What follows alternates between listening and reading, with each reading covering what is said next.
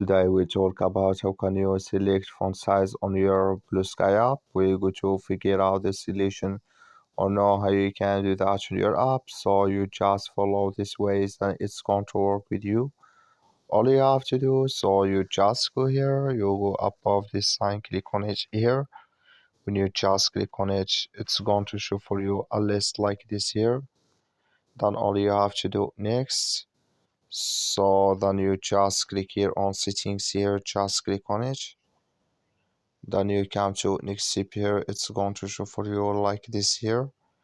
Then you go down, just click here on appearance here, just click on it. So then you come to next step here, it's going to show for you like this. Come here to font size, and here can you select if you want to add smaller here or default or larger here.